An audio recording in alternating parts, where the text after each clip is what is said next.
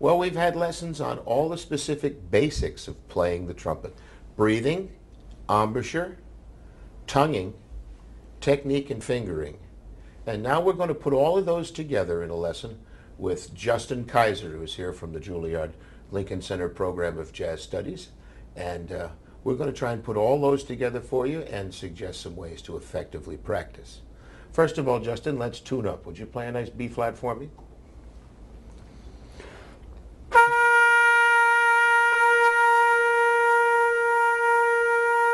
Okay, that's pretty good. Now, I start with a warm-up. Justin and I generally play long tones, 2 half notes, and a held whole note together. We do this together.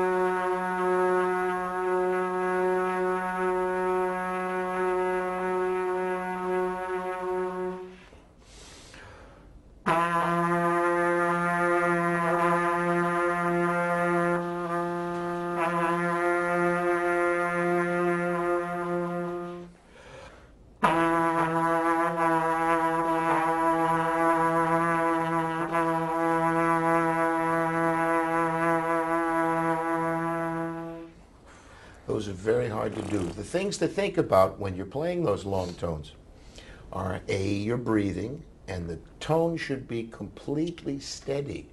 The steadier, the better. The next thing we have to think about, of course, is the second layer, the embouchure.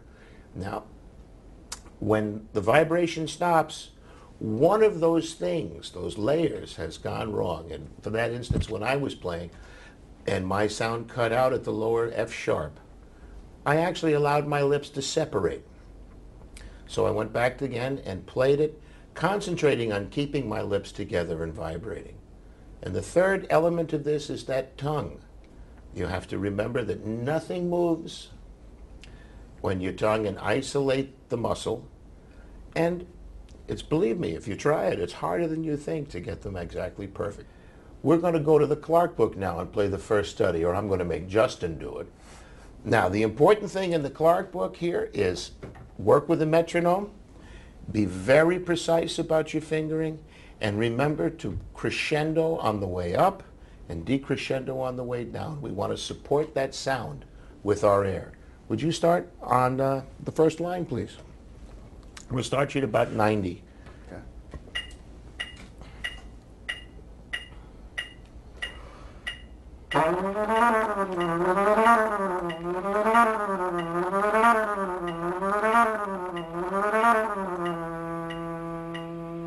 Okay, excellent. Did you notice very little movement to Justin's brag? When you do that, the address to the instrument should be straight and not move.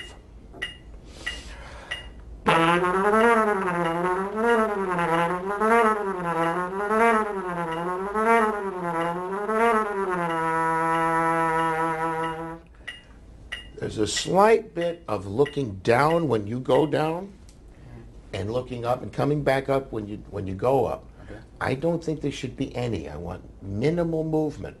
So let's go to the G and concentrate on finding a spot to look at across the room and maintaining that. Okay.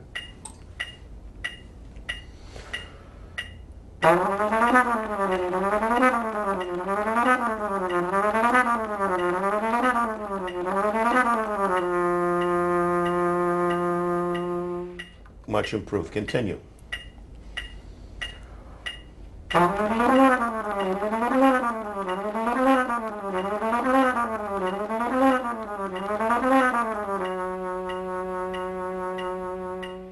Next.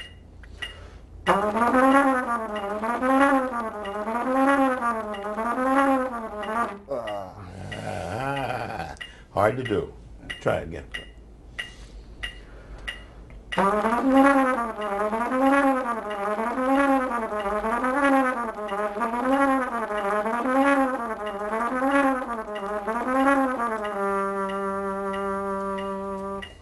Now, to practice this effectively, you should actually drop the metronome a couple of beats, a couple of points, and practice it more slowly. Don't allow those mistakes to pass, because what we're doing here is developing patterns that the body remembers. And if you pay attention to them when you're developing them, you develop them properly. If you let the mistake go by, you're going to develop a mistake. So slow it down a couple of notches when you practice this week. Okay. And be very, very specific and careful. Each note should have the same weight and the same quality of sound. But very often when you get down to the bottom, when you come out of those things, the lower note tends to not sound as evenly as the others. Yeah. And it may have to do with that little looking up and down that you have. Mm-hmm.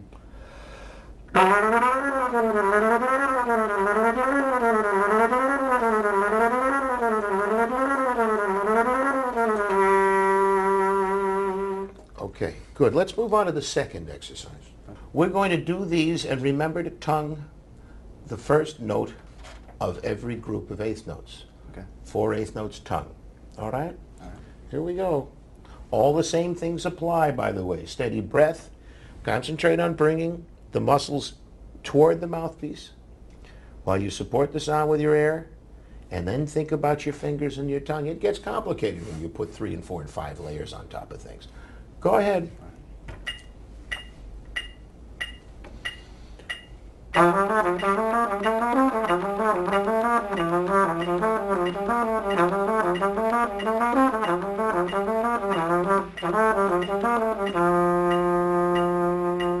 Next one.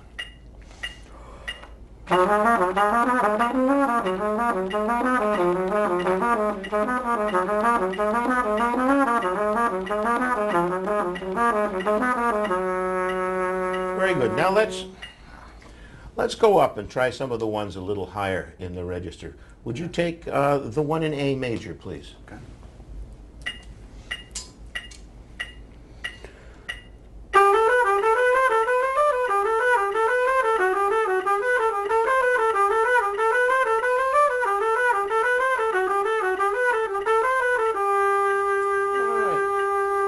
Improved from the last time you did it. There's still a little bit of, when you go from the C sharp to the A, there's still a little bit of an extra movement that happens. Yeah, I feel that. Well, I'm going to try it and take a look and see if you see any movement happening in here, any big or grand movement.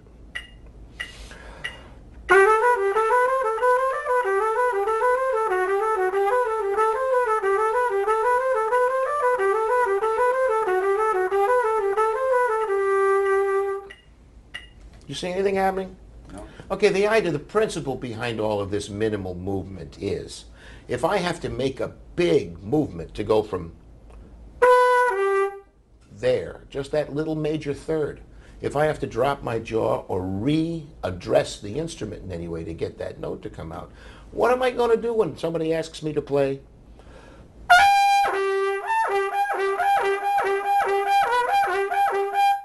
If you got to make smaller movements when the interval is tiny, and that way you don't have to make a big grand movement when you have a larger interval to play. You want to keep most of the movement involved with the lip that is inside the mouthpiece. Okay. And again, it involves the support of the breath. And all this, it takes years and years to get this together. Would you play 44 in C major for me, please?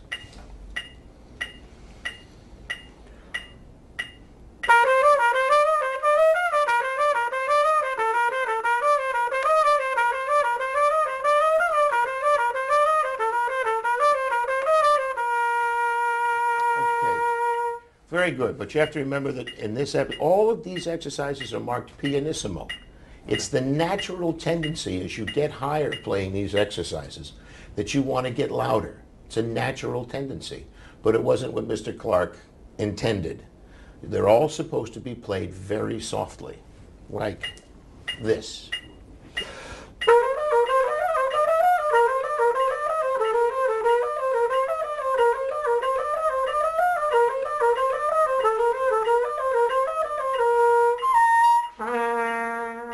All in that one straight address. You need a mirror on the music stand with you. And you need to be aware of addressing the trumpet straight ahead and not changing that address to change tones. Everything has to come from a minimal movement of the lip, and you're working to gradually make the movement more subtle and balance the forces between your air, your embouchure, and your fingers. Justin and I generally end our lesson by playing a duet together. We're going to do one from the Gotti book. These are a lot of fun to play. Okay, you got the top.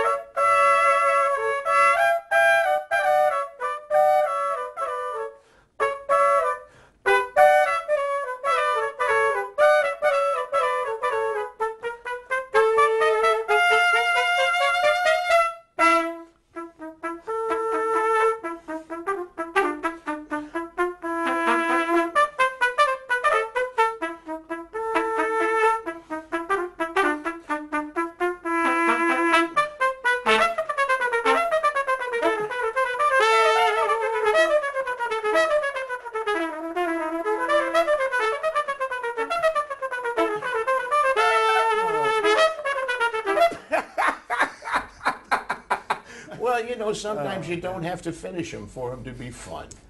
Go ahead, keep practicing and have a good time with the trumpet.